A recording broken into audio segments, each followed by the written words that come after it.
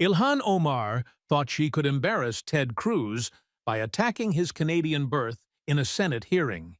She forgot one critical detail: Ted Cruz isn't a politician playing political games. He's a constitutional lawyer who argued before the Supreme Court 9 times. When Omar called him a Canadian con artist and questioned his loyalty to America, Cruz smiled. Not a friendly smile. The smile of a prosecutor who just got the perfect opening. "Thank you for questioning my loyalty, Congresswoman. Now, let me question yours." He opened a folder containing bank records. "While you served on the Foreign Affairs Committee, you received $250,000 from foreign government-funded organizations, organizations based in Qatar, organizations tied to Turkey, organizations with connections to the Muslim Brotherhood. You voted to support their interests. You failed to disclose the payments for 3 years, and you never registered as a foreign agent as required by federal law. So when you talk about loyalty, Congresswoman, whose interests were you serving Minnesota's or the foreign entities paying you?" The room erupted. Smash that subscribe button, because you're about to watch the most devastating legal cross-examination in congressional history. This Supreme Court advocate, the man who clerked for Chief Justice Rehnquist and won the U.S. National Debating Championship, just produced documentary evidence that could send a sitting congresswoman to federal prison. Ted Cruz has been preparing for this moment for months. He's investigated Omar's financial disclosures, her amended tax returns, her voting record. He's identified a pattern that looks exactly like the foreign influence operation that sent Senator Bob Menendez to prison. You see, Omar thought her squad allies would protect her. She thought attacking Cruz's citizenship would make her the victim. She thought progressive activism could overcome evidence. She was catastrophically wrong.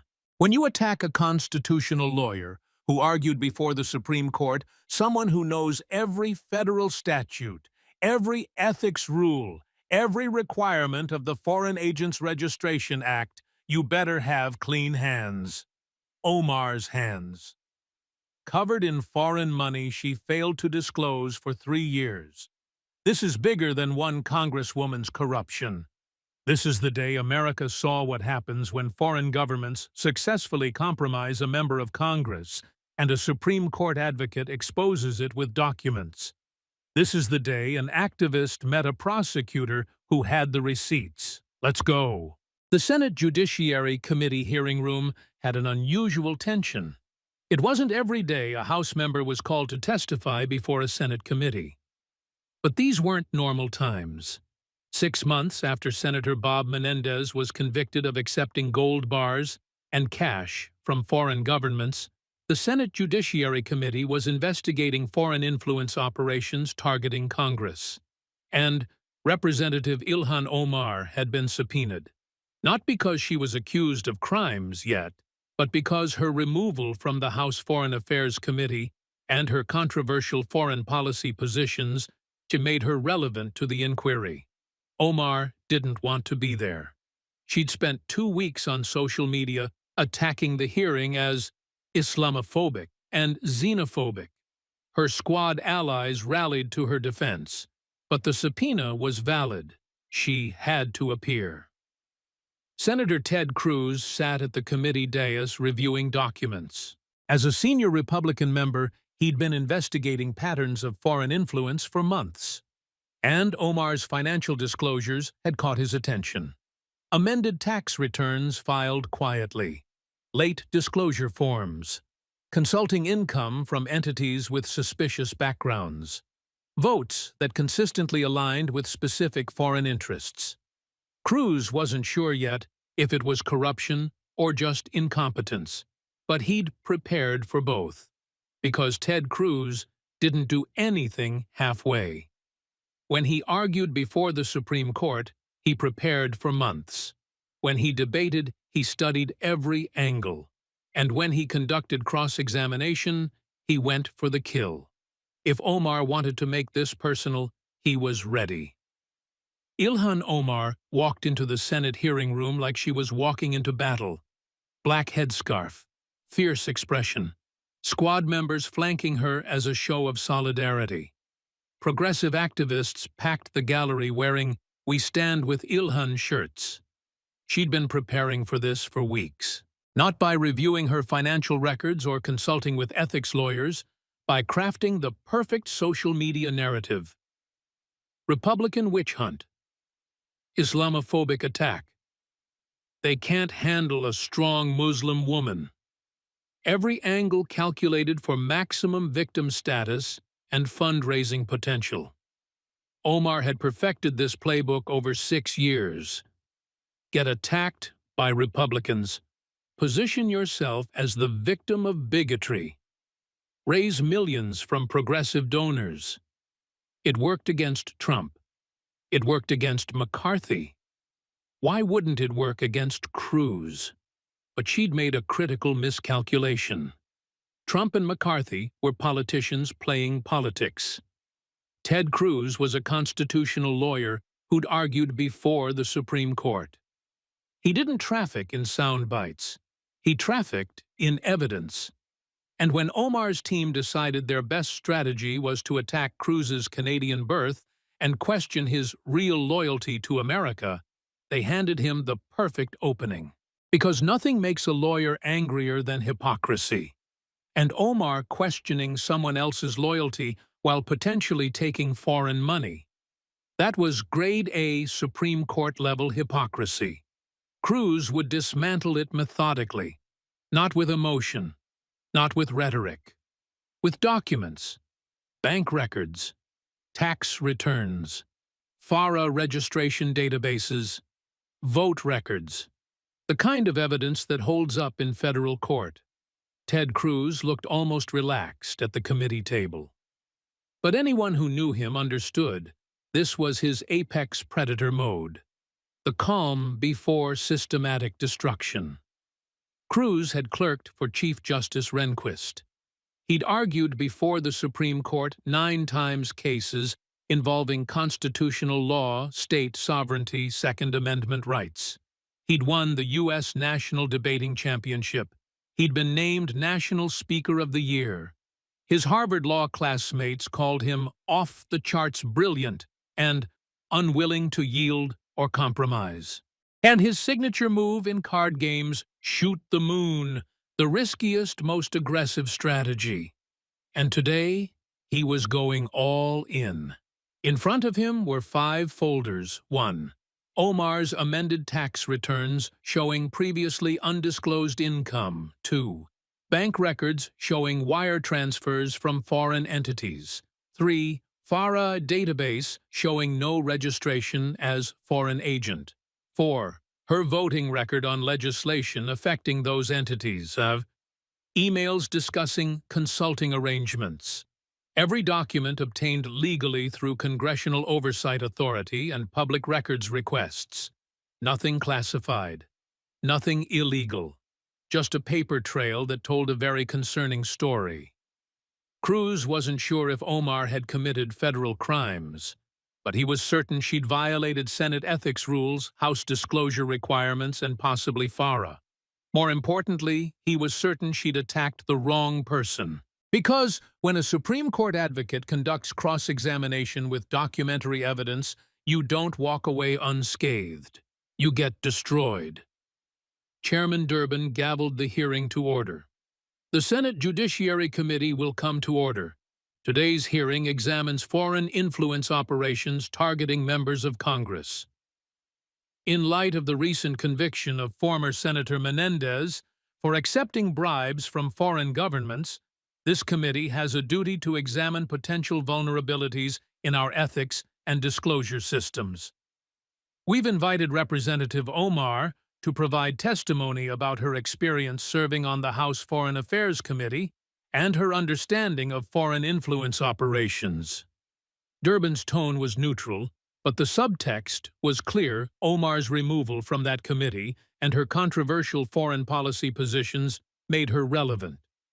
Omar's opening statement was predictably defiant. "Mr. Chairman, thank you for inviting me, though. I question whether this invitation was truly voluntary, given the subpoena.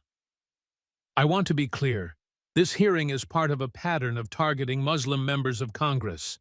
Since I arrived in Congress, I've faced constant attacks questioning my loyalty, my faith, and my patriotism. I'm here today because I refuse to be intimidated. I will continue to speak truth to power even when that makes people uncomfortable." She looked directly at Ted Cruz. "Some on this committee have built careers attacking immigrants and questioning whether people born outside the U.S. can truly be loyal Americans." A clear shot at Cruz's Canadian birth. "So I find it rich that I'm here being questioned about foreign influence when members of this very committee have taken millions from foreign lobbies and dual loyalty concerns are only raised when it's about Muslims." Cruz didn't react, just took notes. "Congresswoman Omar," Cruz finally said, his voice calm, "I just want to clarify something for the record. You just referenced members of this committee taking money from foreign lobbies and questioned our loyalty. Were you referring to me specifically?" Omar didn't back down. "If the shoe fits, Senator. You were born in Canada. You didn't renounce your Canadian citizenship until 2014. You've taken millions from foreign interests. So yes, I question whether you understand what real American loyalty means." It was perfectly calculated to make Cruz look defensive, to make his Canadian birth the story, to position Omar as the brave truth-teller. The room waited for Cruz's angry response. But Ted Cruz was smiling, not a friendly smile, the smile of a Supreme Court advocate who just got the exact opening he needed. "Thank you for that clarification, Congresswoman. Your questioning of my loyalty and my citizenship gives me standing to explore similar questions about your conduct." He reached for the first folder. "Let's discuss the $250,000 in undisclosed payments you received from foreign entities, shall we?" Ted Cruz opened the folder deliberately, every movement calculated for maximum impact. "Congresswoman Omar, you served on the House Foreign Affairs Committee from January 2019 until February 2023, correct?" "Yes, until Republicans removed me in a partisan vote." "We'll get to that. During those 4 years, you voted on legislation affecting Qatar, Turkey, and several other Middle Eastern nations, correct?" "I voted on lots of legislation. That's my job." "Indeed it is. Now, let's look at your financial disclosure forms for those same years." Cruz held up official House documents. "These are your required annual financial disclosures. Members of Congress must report all income over $200, including consulting fees, speaking fees, and payments from any source. You're familiar with these requirements?" "Of course." "Good. Now, in 2019, you reported congressional salary and some book royalties. Nothing unusual."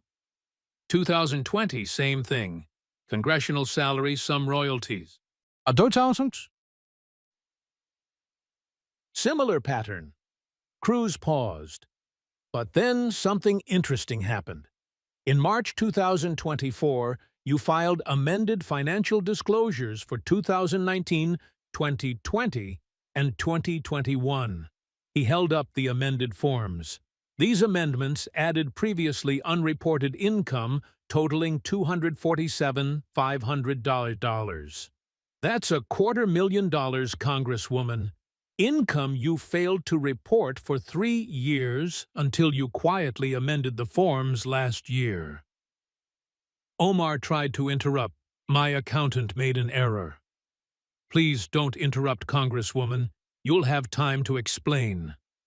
Cruz pulled out bank records. "I have here bank records obtained through Congressional Oversight Authority. They show wire transfers to your personal account from several entities. December 2019, $45,000. From Doha Policy Institute, March 2020, $500. From Mediterranean Research Center, August 2020, $40,000. From Justice and Development Foundation, June 2021, $5,000. From Atlantic Bridge Alliance, November 2021, $70,000.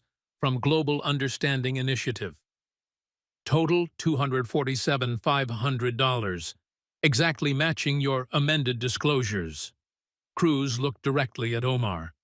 Congresswoman, can you explain what services you provided to these organizations that warranted $250,000 in payments? Omar shifted in her seat.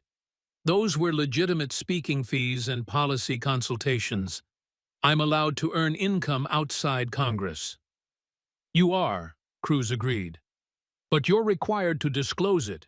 You didn't, for 3 years. But more concerning is who these entities are. Let's examine them. Cruz pulled out detailed research reports. The Doha Policy Institute based in Qatar. Primary funding from Qatari government. Focus advocacy for Qatar's foreign policy interests. Mediterranean Research Center, Turkish government-backed think tank. Advocates for Erdogan regime positions. Justice and Development Foundation, named after Turkey's ruling AKP party. Multiple board members with ties to Muslim Brotherhood. Atlantic Bridge Alliance, registered in Luxembourg. Funding sources unclear. Advocates against U.S. sanctions on various Middle Eastern regimes. Global Understanding Initiative, another Qatar-funded entity, promotes opposition to Saudi Arabia and UAE policies. Cruz let that sink in. So in summary, Congresswoman, while serving on the House Foreign Affairs Committee, you received $250,000 from organizations funded by or tied to foreign governments. Governments whose policies you voted to support in Congress. And you didn't disclose any of it until 3 years later, when someone started asking questions.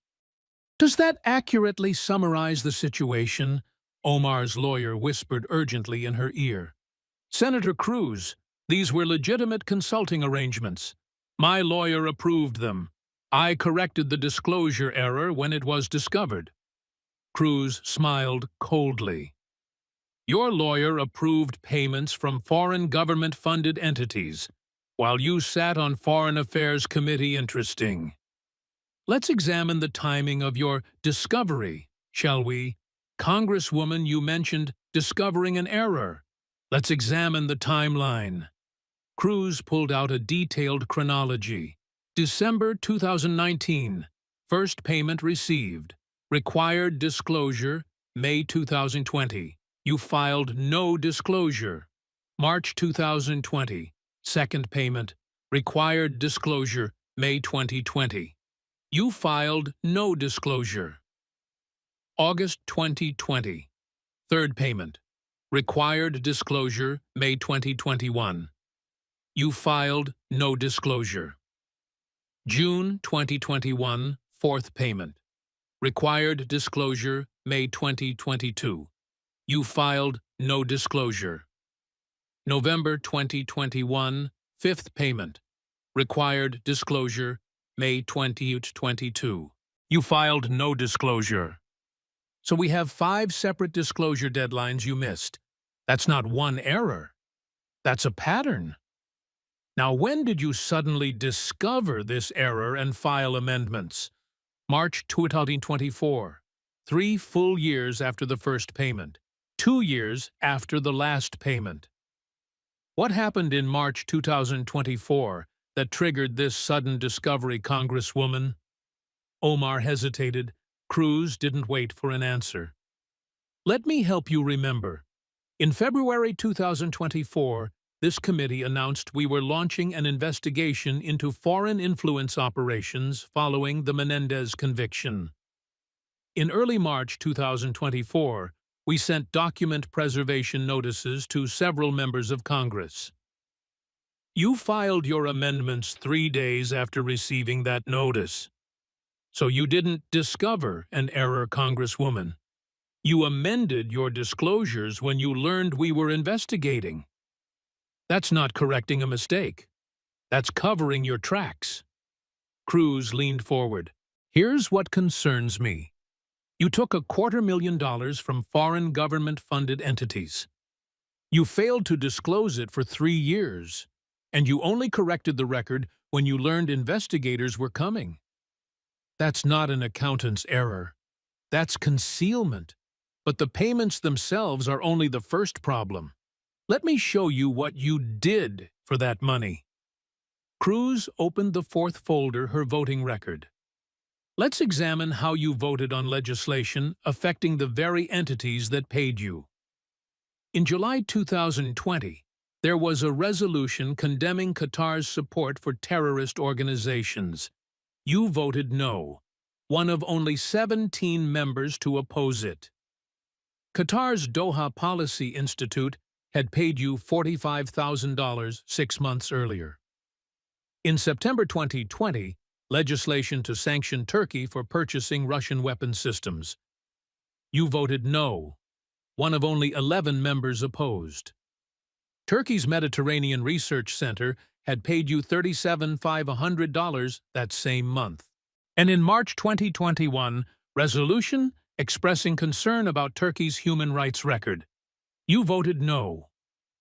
The Justice and Development Foundation tied to Turkey's ruling party would pay you $40,000 3 months later.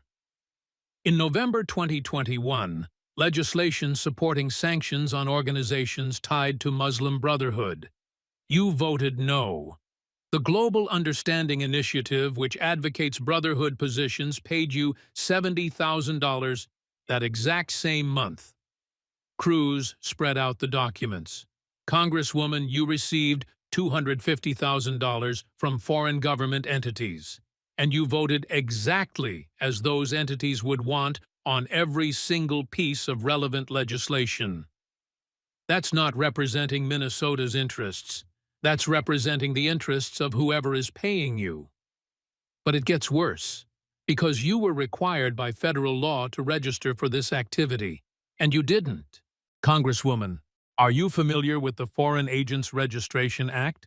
Generally, yes. Let me be more specific. FARA requires anyone who acts as an agent of a foreign principal to register with the Department of Justice.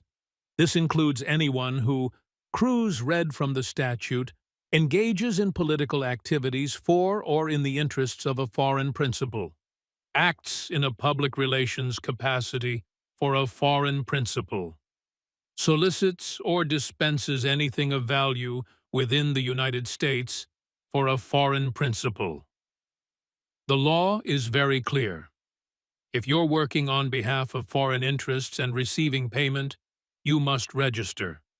Failure to register is a federal felony. Do you understand that requirement? Yes, but it doesn't apply to me. I was a member of Congress. Actually, Cruz interrupted, members of Congress are not exempt from FARA. The exemption is for activities within official congressional duties. He pulled out a legal analysis. Your official duties include voting on legislation, constituent services, and committee work. Your official duties do not include consulting for foreign government-funded think tanks. When you provided policy consultation to the Doha Policy Institute, a Qatari government entity that was not your official congressional duty. When you gave speeches for payment to Turkish government-backed organizations, that was not your official duty. Those were private activities, for payment, for entities acting as foreign principals. Under FARA, you were required to register as a foreign agent. Cruz held up a Department of Justice database search. I had my staff search the DOJ's FARA database. Would you like to know how many registrations we found in your name? Omar was silent. 0. Not one registration. So you took $250,000 from foreign government-funded entities, you provided consulting services to them, and you failed to register as the law requires. That's a violation of 22 U.S.C. Section 612, a felony punishable by up to 5 years in federal prison. Do you understand the seriousness of this, Congresswoman? Perhaps you're familiar with Paul Manafort, Trump's campaign chairman. Correct. In 2018, he was convicted of multiple federal crimes, among them failure to register as a foreign agent under FARA. Manafort had received millions from pro-Russian Ukrainian politicians. He provided political consulting services. He failed to register. The Department of Justice prosecuted him. He was convicted. He served prison time. Cruz pulled out the Manafort indictment. The indictment charged that Manafort knowingly and willfully engaged in a systematic scheme to hide income and evade taxes, and that he acted as an unregistered agent of foreign principals. Does any of this sound familiar? You received payments from foreign government entities. You provided consulting services to them. You failed to register under FARA. You hid the income by not disclosing it. You only revealed it when investigators started asking questions. The parallels to Manafort are striking. Omar's lawyer was frantically writing notes. Senator Representative Omar's situation is completely different. How is it different? Cruz cut him off. Both involved payments from foreign entities. Both involved failure to register under FARA. Both involved concealment of income. Both involved providing services to foreign principals. The only difference I can see is that Manafort was a campaign consultant and Omar was a sitting member of Congress. If anything, that makes Omar's conduct more serious, not less. She had a higher duty to disclose. She was voting on legislation affecting the very entities paying her. Paul Manafort went to prison. Why shouldn't Ilhan Omar? Let me be very specific about what the law requires, Congresswoman. Cruz displayed FARA regulations on the committee screen. Under 22 U.S.C. Section 611C, a foreign principal includes a government of a foreign country and a foreign political party. The Doha Policy Institute is funded by the Qatari government. That makes it a foreign principal. Mediterranean Research Center is funded by the Turkish government. That makes it a foreign principal. Under the statute, an agent of a foreign principal includes anyone who acts as an agent, representative, or attorney for a foreign principal, at the order, request, or under the direction of a foreign principal, who engages in political activities for or in the interests of such foreign principal. You provided policy consulting to these organizations. That's acting as an agent. You did it for payment. That's at the request of the foreign principal. Your consulting involved foreign policy matters that affected their government's interests. That's political activities. Under 22 U.S.C. Section 612, anyone meeting this definition must register with the Attorney General within 10 days. The registration statement must include the identity of the foreign principal, the nature of the relationship, a comprehensive statement of the nature of registrant's activities. Cruz held up the blank search result from DOJ. You never registered. Not within 10 days. Not within 10 months. Not within 10 years. You're still not registered. Failure to register is a crime under 22 U.S.C. Section 618. Any person who willfully violates any provision of this subchapter shall be guilty of a felony, and upon conviction shall be punished by a fine of not more than $10,000 or imprisonment for not more than 5 years, or both. Congresswoman, you've admitted to receiving payments from foreign government entities. You've admitted to providing consulting services. You haven't registered. By your own admissions, you've violated FARA. The question isn't whether you broke the law. The question is whether the Department of Justice will prosecute. Let's return to your voting record, Congresswoman, because the pattern is damning. Cruz opened a comprehensive analysis. I had my staff compile every vote you cast that related to the foreign entities that paid you. The correlation is remarkable. Qatar paid you $45,000 in December 2019. Let's look at Qatar-related votes after that payment.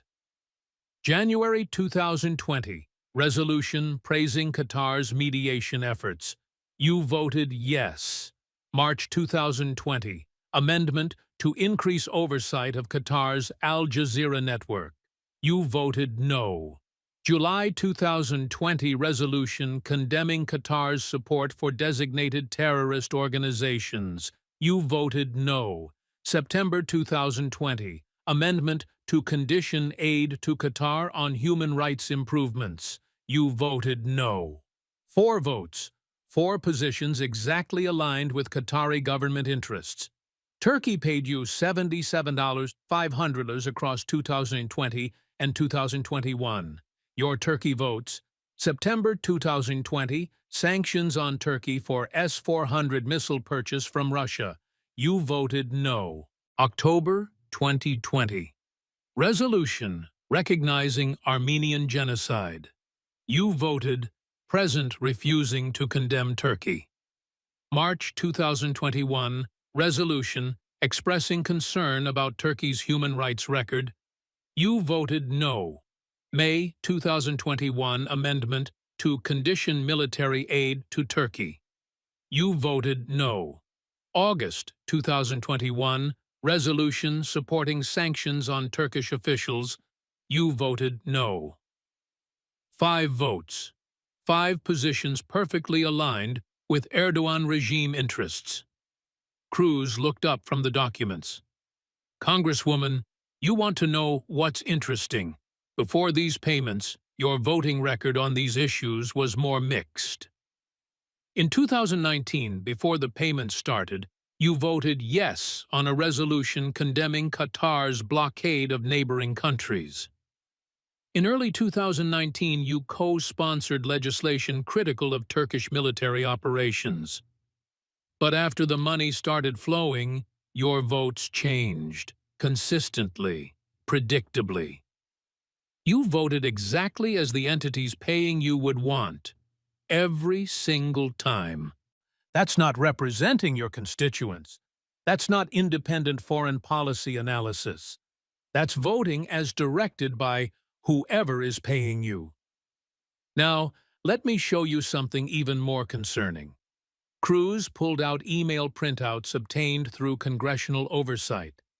These are emails between you and representatives of these organizations, obtained legally through document requests. March 2020, email from Mediterranean Research Center to your office. We appreciate the Congresswoman's continued support on Turkey matters and look forward to her participation in our upcoming policy briefing. That email was sent 2 weeks before they paid you $37,500. June 2021 email from Atlantic Bridge Alliance. Thank you for the Congresswoman's helpful intervention on the sanctions amendment. As discussed, we will process the agreed consulting fee. 2 weeks later, $55,000 payment. October 2021 email from Global Understanding Initiative. We hope the Congresswoman will find our recent engagement mutually beneficial. We have prepared the agreed compensation as outlined in our conversation. November 2021, $70,000 payment. Cruz spread the emails out. These aren't just payments for speeches, Congresswoman. These are payments tied directly to your votes and your advocacy. That's quid pro quo. They paid you. You voted as they wanted. They paid you more. That's not consulting. That's bribery. Let's discuss why you were really removed from the House Foreign Affairs Committee, Congresswoman. Cruz pulled out the February 2023 House vote records. In February 2023, the House voted 218 to 211 to remove you from foreign affairs. The official reason cited was your history of controversial statements about Israel. But I don't think that was the real reason. I think Republicans knew something was wrong with your foreign policy positions. They couldn't prove it yet, but they knew. Cruz held up a timeline. Look at the timing you received your last payment, $70,000 from Global Understanding Initiative in November 2021. In January 2022, the first ethics complaints were filed questioning your financial disclosures. By November 2022, multiple Republican members were raising concerns about your foreign policy votes and potential conflicts of interest. In January 2023, new Republican House leadership took over. In February 2023, they removed you from Foreign Affairs Committee. Officially, it was about your Israel statements, but I think they were protecting national security. Because, Congresswoman, you had demonstrated that your foreign policy positions were for sale. They couldn't prove it publicly yet. The evidence wasn't complete, but they knew you couldn't be trusted with America's foreign policy. So they removed you. Cruz leaned forward. And you know what happened after your removal. The payments stopped. November 2021. Last payment from foreign entities. February 2023. Removed from committee. March 2023. Through present, 0 foreign consulting payments. Why did the payments stop, Congresswoman? Because you were no longer useful to them. You couldn't influence foreign policy anymore. You had no committee assignment relevant to their interests. So they stopped paying. That tells us everything. These weren't legitimate consulting arrangements. They were payments for access and influence. When you lost your influence, you lost your payments. That's textbook corruption. Now let's discuss what you claimed in your defense. Cruz pulled out Omar's public statements. After your removal from Foreign Affairs, you gave multiple interviews. Let me read some quotes. CNN, February 2023. This is about Republicans not wanting a Muslim woman who speaks truth about Palestine on the committee. MSNBC, February 2023. I'm being punished for my willingness to challenge the status quo on human rights. The Guardian, March 2023. They removed me because they can't handle someone who puts human rights over political expediency. Beautiful rhetoric, Congresswoman. You positioned yourself as a martyr for justice. But now we know the truth. You weren't removed for speaking truth to power. You were removed because you were taking money from foreign governments and voting as they directed. You were removed because Republicans suspected you were compromised. They were right. Cruz pulled out one more document. This is a letter from then-Speaker McCarthy to the House Ethics Committee dated January 2023. He wrote, I have received credible information suggesting potential conflicts of interest regarding Representative Omar's foreign policy positions and outside income. I respectfully request the committee investigate these matters. McCarthy couldn't prove anything publicly, but he knew something was wrong. So he referred it to Ethics Committee and removed you from the committee where you could do damage. That wasn't political persecution, Congresswoman. That was protecting national security from someone who'd been compromised by foreign money. Ted Cruz put down his documents and looked directly at Ilhan Omar. Congresswoman, you started this hearing by questioning my loyalty to America because I was born in Canada. You implied that my birthplace somehow compromised my commitment to this country. So let me tell you about loyalty. Cruz's voice was calm but intense. My father, Rafael Cruz, was born in Cuba. He was imprisoned and tortured by the Batista regime when he was a teenager. He fought for freedom. He was beaten, he nearly died. When he finally escaped Cuba in 1957, he came to America with nothing. $100 sewn into his underwear, no English, no connections, no guarantee of anything. He came here because America represented something his homeland didn't: freedom, opportunity, the rule of law. He arrived in Texas and worked washing dishes for 50 cents an hour. He learned English. He put himself through the University of Texas. He started a business. He built a life. He taught me something fundamental. American citizenship is precious. It's not about where you were born. It's about what you believe and how you serve. I was born in Canada because my parents were working in the oil industry. When I was 4, we moved to Texas. I grew up in Houston. I'm as Texan as anyone. I studied at Princeton and Harvard Law. I clerked for Chief Justice Rehnquist. I served as Solicitor General of Texas. I've argued before the Supreme Court 9 times defending American constitutional principles. I've spent my entire adult life defending this country's constitution and laws. Cruz's voice rose slightly.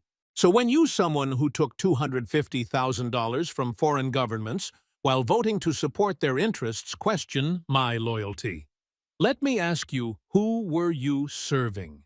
Were you serving the people of Minnesota's 5th District, the constituents who elected you, or were you serving the Qatari government that paid you $45,000? Were you serving American foreign policy interests? Or were you serving the Turkish regime that paid you $77,500? Were you serving American national security? Or were you serving the Muslim Brotherhood-connected organizations that paid you $70,000? Don't talk to me about loyalty, Congresswoman. My loyalty to America is demonstrated by decades of public service defending the Constitution. Your loyalty is demonstrated by your bank account. You took foreign money. You voted as they directed. You hid the payments until caught. That's not American patriotism. That's foreign influence. You mentioned dual loyalty concerns, Congresswoman. You implied they're only raised against Muslims. Let me be very clear. This isn't about your religion. This isn't about your background. This isn't about being Muslim or being an immigrant. This is about money, foreign money. Money you took from foreign governments while voting on their interests. When Senator Menendez, a Catholic born in America, took gold bars from Egypt, we prosecuted him. He's going to prison. When Paul Manafort, a white Christian born in America, took money from Ukraine and failed to register under FARA, we prosecuted him. He went to prison. This isn't about targeting Muslims. This is about enforcing the law equally. You violated FARA. You violated House disclosure rules. You took foreign money and voted as directed. Those are crimes. They're crimes regardless of your religion, your background, or your identity. Cruz held up the evidence folders. You can try to make this about Islamophobia. You can try to claim victimhood. You can try to hide behind your squad allies. But you can't hide from documentary evidence. Bank records don't have religious biases. Tax returns don't discriminate. FARA databases don't target Muslims. Vote tallies don't care about your identity. The evidence shows you took foreign money and acted as an unregistered foreign agent. That's not an attack on Muslims. That's enforcing federal law. I prosecuted terrorists when I was at the Department of Justice, Congresswoman. ISIS, Al-Qaeda. People who committed actual violence. I never once assumed someone was guilty because of their religion or background. I followed the evidence, always, only the evidence. And the evidence here shows you violated federal law. Not because you're Muslim, because you took foreign money and failed to register and voted as directed. Those are facts, not bias. Now, Congresswoman, you've sat here for over an hour listening to me present evidence.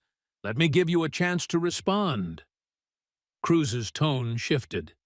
This was Supreme Court advocate mode. Methodical. Relentless. Let's start simple. Did you or did you not receive $247,500 from foreign government-funded entities between 2019 and 2021? I received consulting fees from various organizations, yes. Did those organizations include Doha Policy Institute, funded by Qatar's government? They were one of several. Yes or no, Congresswoman? Yes. Did you receive $45,000 from them? According to my amended disclosures, yes. Did you initially fail to disclose that payment? Omar hesitated. There was an accounting error.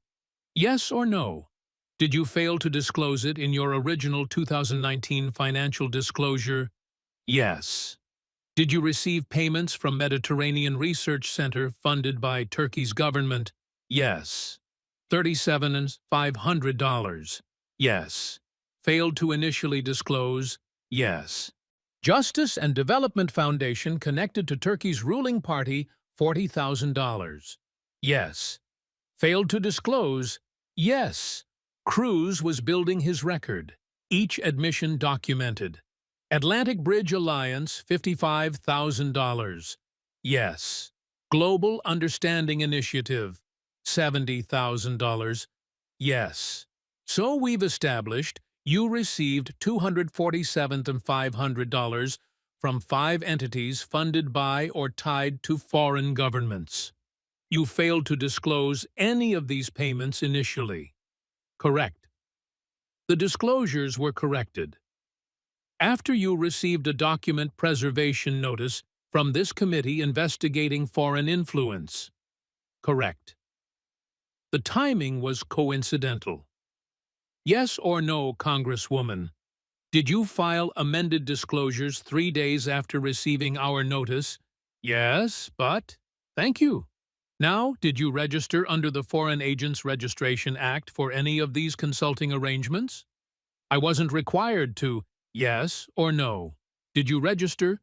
No. Have you ever registered under FARA for any activity? No. Are you aware that providing consulting services for foreign government-funded entities while receiving payment requires FARA registration?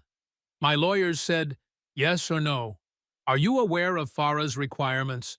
Generally, yes. Did you consult with a FARA attorney before accepting these payments? Omar paused. I consulted with my personal attorney.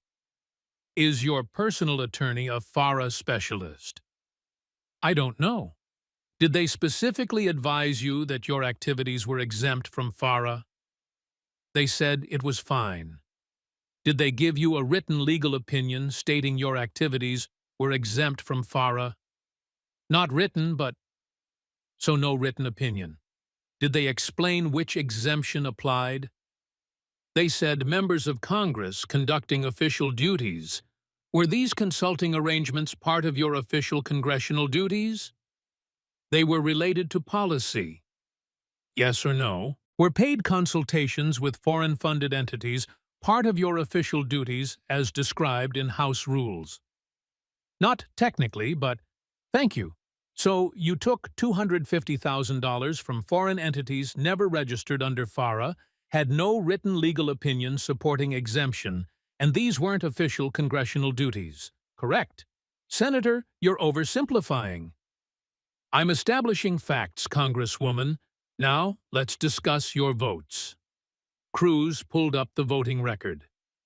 After Qatar's Doha Institute paid you $45,000, you voted against a resolution condemning Qatar's support for terrorism. Correct. That resolution was poorly written, yes or no? You voted against it? Yes, but the substance? You were one of only 17 members to vote against it. Correct. Yes. After Turkey's entities paid you $77,500, You voted against sanctions on Turkey multiple times. Correct.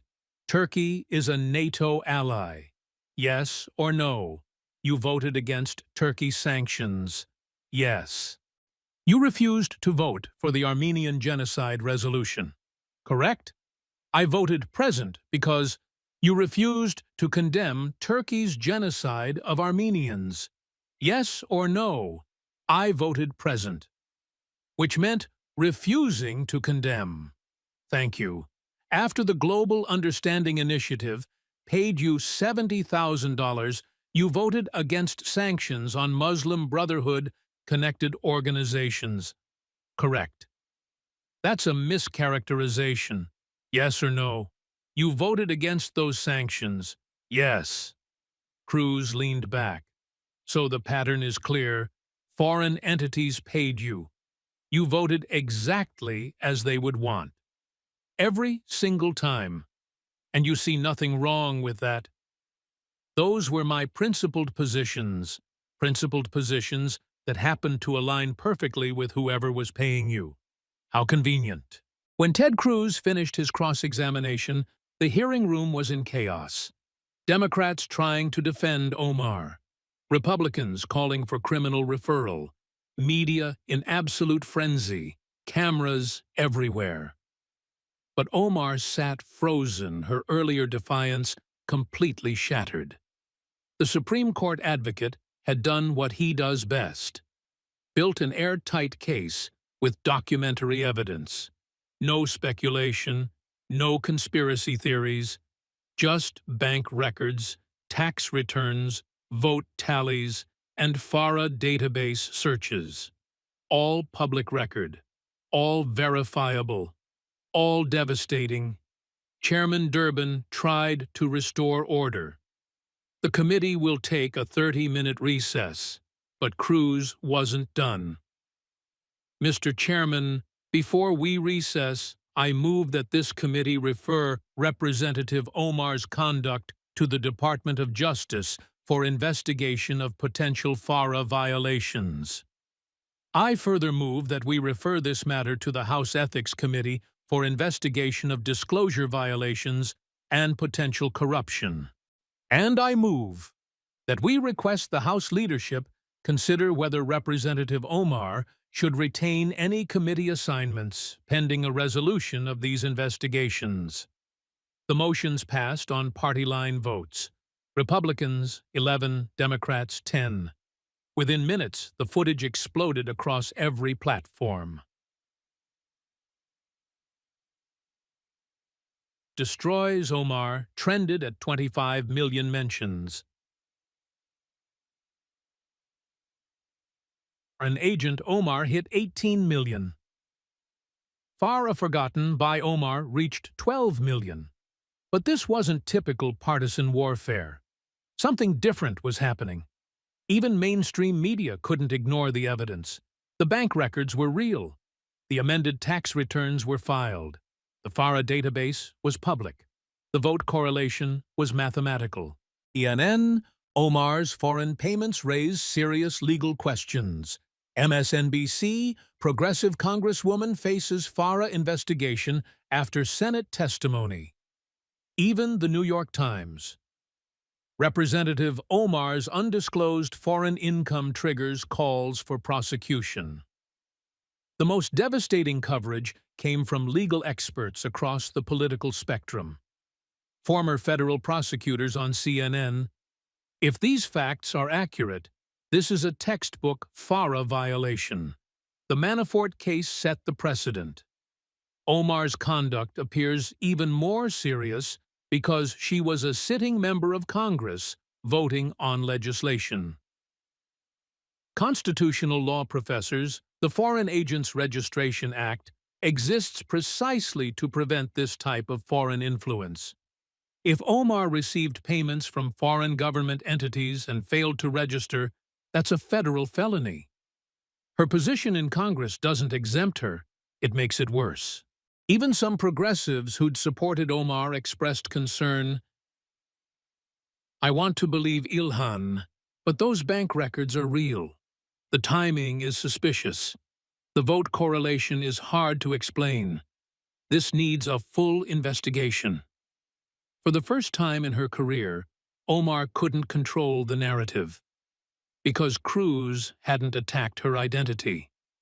He'd presented evidence of crimes, and evidence doesn't care about your social media following. The consequences came swiftly. Within 48 hours, first, the Department of Justice announced it was opening a formal investigation into potential FARA violations by Representative Omar. Second, the House Ethics Committee announced an investigation into disclosure violations and potential corruption. Third, House Democratic leadership quietly removed Omar from her remaining committee assignments, pending resolution of ongoing investigations. A fourth, three major progressive organizations that had endorsed Omar issued statements calling for full transparency and cooperation with investigators. Fifth, the Minnesota Democratic Party called for Omar to address these serious allegations forthrightly. More devastating politically, Minnesota's 5th District saw 3 progressive primary challengers announce within a week. All emphasized integrity, transparency, and serving constituents, not foreign interests. Omar's approval rating in her own district dropped 23 points in 1 week. Her fundraising, which had always been strong, collapsed. Major donors pulled back pending investigation results. Even squad members were quiet. AOC tweeted general support, but avoided defending the specifics. Rashida Tlaib said nothing. They knew the evidence was too strong. Democratic leadership faced an impossible situation. Omar had been a rising progressive star, a symbol of diversity and new voices. Now she was a liability. FARA investigations, foreign money, vote corruption. Exactly the kind of scandal Democrats couldn't defend. And they knew if they defended her, Republicans would run ads, "Democrats defend foreign influence in Congress." So they stayed quiet and let Omar twist in the wind. Within 2 weeks, leaked reports indicated the DOJ investigation was serious. Grand jury subpoenas, document requests, interviews with witnesses. Legal analysts noted, the evidence Cruz presented in the Senate hearing is admissible in federal court. Bank records, tax returns, vote records, all documentable. If DOJ pursues this, Omar's in serious trouble. For Ted Cruz, the hearing became a defining moment of his Senate career. He'd been a controversial figure. Conservatives loved him. Liberals hated him. He'd fought with his own party leadership. He'd led the 2013 government shutdown fight. But what he did in that hearing was different. He didn't grandstand. He didn't give speeches. He conducted a methodical cross-examination with documentary evidence. Even his critics acknowledged, whatever you think of Cruz politically, that was a masterful legal performance. He built a case like a prosecutor. Every question was designed to establish a fact. Every answer was documented. Legal scholars noted parallels to his Supreme Court arguments. The same preparation, the same precision, the same unwillingness to yield. Washington Post, Cruz's legal background, evident in Omar cross-examination. The Atlantic, how a Supreme Court advocate exposes congressional corruption. Cruz's approval ratings jumped. Among Republicans, 89%, already high slight increase. Among independents, 58%, up from 45%. Even among Democrats, 24%, up from 18%. More importantly, the hearing established a new standard. Foreign influence would be investigated based on evidence, not party loyalty. 3 months after the hearing, the Department of Justice announced criminal charges. United States v. Ilhan Omar, Count 1. Failure to register as a foreign agent under 22 U.S.C. Setter 612, Count 2. Failure to file FARA registration statements under 22 U.S.C. Sever 612. Count 3. Making false statements on congressional financial disclosures under 18 U.S.C. Part 1001. Each count carried up to 5 years in federal prison. The indictment was devastating. It incorporated almost everything Cruz had presented in the Senate hearing. The bank records, the timing, the vote correlation, the amended disclosures filed only after investigation began. Legal experts. This is a strong case. The Manafort precedent is clear. If Omar can't explain why she didn't register under FARA, she's looking at conviction. Omar maintained her innocence. Her lawyers argued congressional activity exemption. They claimed the payments were legitimate consulting fees. But the evidence was overwhelming. And worse, the progressive movement had moved on. They weren't defending her anymore. They were finding new heroes who weren't under federal indictment. 6 months after the hearing, facing a trial where conviction seemed likely, Omar reached a plea agreement. She pleaded guilty to 1 count of failure to register as a foreign agent. In exchange, the government dropped the false statements charges. Sentencing guideline: 18 to 24 months in federal prison. She announced she would not seek re-election in 2026. Her political career built on fighting corruption and speaking truth to power ended because she was caught taking foreign money. And it ended because she made one fatal mistake. She attacked Ted Cruz's Canadian birth and questioned his loyalty in a Senate hearing. Cruz, the Supreme Court advocate who'd clerked for Chief Justice Rehnquist and argued before the highest court in America, responded the only way he knew how, with evidence.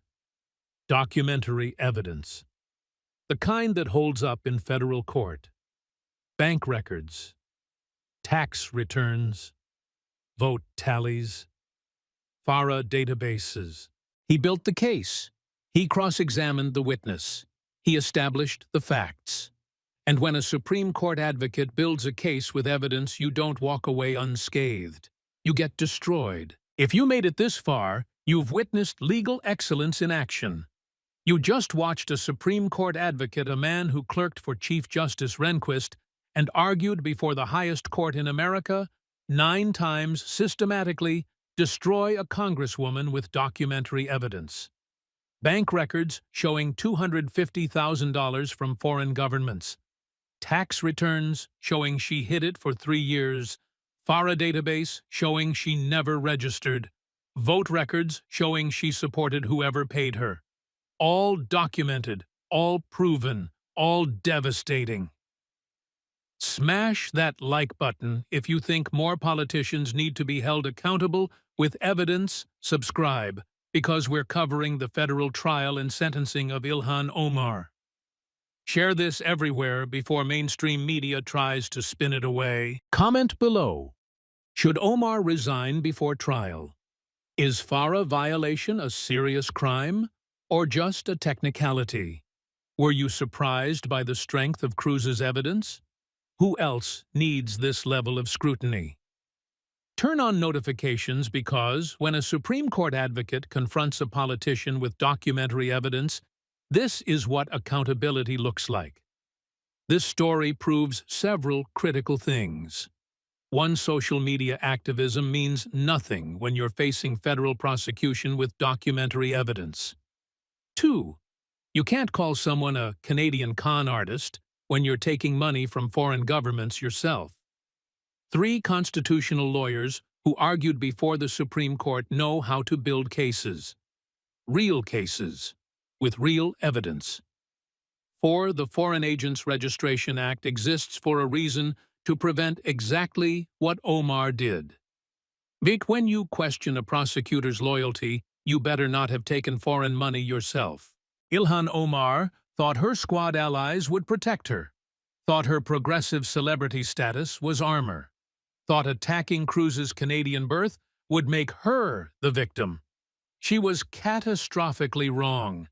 Ted Cruz showed that when you attack someone with his legal credentials, Supreme Court clerk, Solicitor General, constitutional lawyer, 9-time Supreme Court advocate, you better have clean hands. Omar's hands covered in foreign money she failed to disclose for 3 years. This is what happens when activism meets evidence. This is what happens when social media celebrity meets Supreme Court-level prosecution. This is what happens when someone who never tried a case attacks someone who argued before the highest court in America. God bless Supreme Court advocates who know how to build cases. God bless constitutional lawyers who follow evidence instead of politics. God bless everyone who believes foreign influence must be prosecuted equally, regardless of party or identity. Ilhan Omar learned the hardest lesson. When you've taken foreign money, failed to register as required by law, and voted as directed by whoever paid you, attacking a Supreme Court advocate is the worst strategy.